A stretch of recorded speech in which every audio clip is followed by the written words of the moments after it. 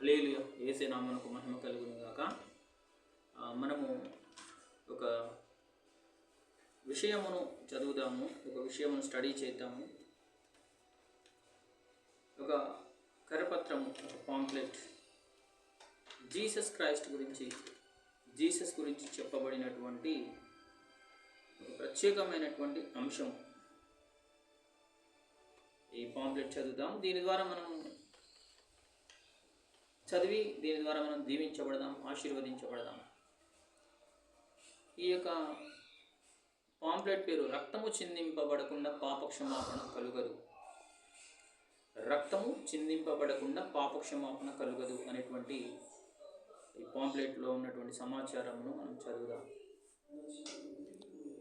సర్వమత సారమును తెలుసుకుంటే మనకందరికీ ప్రయోజనం కలుగుతుంది. ఏ మతము గొప్పది అనే కంటే అన్ని మతాలలో ఉన్న సారం గొప్పది అని భావం కలిగి ఉండడం ఎంతో క్షేమము, విధాయకం. నా పరిశోధనలో నేను పరిశీలించినంత వరకు నేను గ్రహించిన సర్వమత సారం ఏమిటి అంటే, సకల మతాలలో ఉన్న ప్రజలందరి ముఖ్యమైన సమస్య కూడు గూడు గుడ్డ కాదు. అందరి ముఖ్యమైన సమస్య పాపము. అవును, పాపమే ప్రధాన సమస్య. ప్రతి మతంలో చెడు చేసే ప్రజలున్నారు. ఎంతటి మహాపురుషుడైనా ఏదో ఒక సందర్భంలో తప్పులు చేసిన వాడే. దీనికి కారణం పాపమే. బైబిల్ గ్రంథంలో కూడా దావీదు అనే మహర్షి పాపం చేసి పాపం క్షమించమని దేవునికి ప్రార్థన చేశాడు. అలాగే హైందవ మతంలో కూడా మహర్షులు తమ పాపములు క్షమించమని దేవునికి ప్రార్థనలు చేశారు.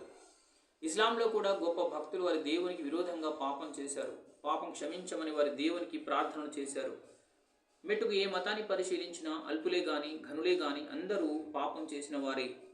బైబిల్ గ్రంథం కూడా ఈ విషయాన్ని స్పష్టీకరిస్తుంది. ఏ భేదమును లేదు, మనుషులందరూ పాపం చేసిన వారేనని. మరి అందరూ పాపులే అయితే ఈ పాపముల నుండి విడుదల పొందడం ఎలా? ఇంతకు ముందు మనం సకల మతముల సారం మనుషులందరూ పాపులే అని పరిశీలించి చూశాము. అదేవిధంగా పాప క్షమాపణ కొరకు సకల మతాలు ఇస్తున్న సందేశం ఏమిటో పరిశీలిద్దాం. బైబిల్ గ్రంథం పాప పరిహారం గురించి స్పష్టంగా రక్త ప్రోక్షణ ద్వారా పాప పరిహారం కలుగుతుంది. అలాగే హైందవ గ్రంథంలో యజ్ఞములు జరిగించినట్లు నిదర్శనాలున్నాయి. మహర్షుల ముఖ్యమైన సమస్య పాపం నుండి విడుదల కలగాలి. ఇందుకొరకు వారి దేవుడు వారికి బయలుపరిచిన సంగతి రక్తము ద్వారా పాపములకు పరిహారం కలుగుతుంది. కాబట్టి మహర్షులు యజ్ఞములు జరిగించి వారి దేవతల ముందు రక్తమును అర్పించారు. వారు ఎందుకలా చేశారంటే వేదకాలపు విశ్వాసం అది. రక్త ప్రోక్షణ ద్వారా పాపములు క్షమించబడతాయని వేదకాలపు విశ్వాసపు ఛాయలు ఇప్పటికీ ఈ జంతు బలులలో కనబడుతుంది. అందుకే ఇప్పటికీ చాలామంది హైందవ సోదరులు వారి దేవతల ముందు మేకలను, గొర్రెలను, కోళ్లను బలులుగా అర్పిస్తూ ఉంటారు. అందులోని పరమార్థం వారికి తెలియదు కానీ బలులను ఆచారంగా అర్పిస్తుంటారు. ఆ బలులలోని పరమార్థం రక్త ప్రోక్షణ ద్వారా పాప పరిహారం కలుగుతుంది అని వేదకాలపు విశ్వాసం. అలాగే క్రైస్తవ మతంలో కూడా రక్తము చిందింపబడకుండా పాప క్షమాపణ కలుగదు అని రాయబడి ఉంది. అందుకే బైబిల్లోని పాత నిబంధన గ్రంథంలోని ధర్మశాస్త్రంలో యూదులు వారి దేవుడిని యెహోవా ఎదుట బలులు అర్పిస్తూ ఉంటారు. యూదులు నమ్మిన పాప క్షమాపణ సిద్ధాంతం కూడా రక్తము ద్వారానే పాప క్షమాపణ కలుగుతుందని. అలాగే ఇస్లాం మతంలో కూడా రక్త ప్రోక్షణ ఆచారం ఉంది. అబ్రాహము తన కుమారుని బలిగా అర్పించడం బదులు ఒక పొట్టేలును బలిగా అర్పిస్తాడు.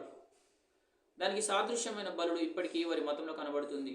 కాబట్టి మనం పరిశీలించిన ప్రధాన మతాలతో పాటు చరిత్రను కూడా పరిశీలించినట్లయితే ప్రతి దేశంలోనూ నాగరికతలు వెలిసిన ప్రారంభంలో రక్త ప్రోక్షణ ఆచారం కనబడుతుంది. పురాతన కాలంలో నాగరికత అభివృద్ధి చెందిన ప్రతి ప్రాంతంలో ఈ రక్త ప్రోక్షణాచారం జరిగింది. సింధులోయ నాగరికత, గ్రీకు, ఈజిప్టు, మెసొపటోమియా ఇలాంటి పురాతన నాగరికత గల దేశాలలో ఇలాంటి రక్త ప్రోక్షణాచారం జరిగినట్లు చరిత్ర చెబుతోంది. అయితే జంతువుల రక్తం అనగా మేకల రక్తం, గొర్రెల రక్తం, ఎద్దుల రక్తం పాపములను తీసివేయ జాలదు. ఎందుకంటే జంతువుల రక్తంలో పాపములను తీసివేయగల పరిశుద్ధత శక్తి లేదు. అసలు ఈ సృష్టిలో సృష్టించబడిన ఏ ప్రాణి రక్తంలో కూడా పాపములను తీసివేయగల శక్తి లేదు. మరి ఎలా?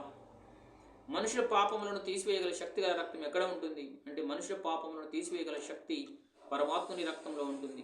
అవును, దేవుని రక్తం కంటే పరిశుద్ధమైనది, శక్తివంతమైనది ఎవరికి ఉంటుంది? ఎవరికి ఉండదు. కనుక మనుషుల పాపములను తీసివేయగల శక్తి పరమాత్ముని రక్తంలో ఉంది. మనం సకల దేశాల చరిత్రలను పరిశీలించినట్లయితే మనుషుల పాప పరిహారం కొరకు రక్తమును చిందించిన పరమాత్ముడు ఎవరున్నారు అంటే నజరేయుడైన యేసుక్రీస్తు మనకు కనబడతారు. యేసు ప్రభువారు నాలో పాపం ఉన్నదని మీరు ఎవరు స్థాపించగలరు అని ప్రశ్నించారు. యేసుక్రీస్తులో పాపం అనేది లేదు. ఆయనే సత్యదేవుని సత్య అవతారం. యేసుక్రీస్తు రక్తం ప్రతి పాపం నుండి మనల్ని విడిపిస్తుంది అని బైబిల్ గ్రంథం ఖండితంగా చెబుతుంది. సర్వమత సారం యేసుక్రీస్తు రక్తం ద్వారా పాపములకు పరిహారము కలుగుతుంది. కాబట్టి సకల మానవ జాతి ప్రధాన సమస్య అయిన పాప పరిహారం యేసుక్రీస్తు వద్ద ఉన్నది గనుక యేసుక్రీస్తు రక్తమునందు విశ్వాసం ఉంచండి, అప్పుడు మీ పాపములకు పరిహారం కలిగి పరిశుద్ధులై స్వర్గలోకానికి అర్హులవుతారు. తదాస్తు. మరిన్ని వివరములకు pastor G Lalu Nayak Paul, Ophir ministries international, Bhadradri Kothagudem district, Telangana state, cell number 9603251210. Hallelujah. Praise the Lord. Hallelujah.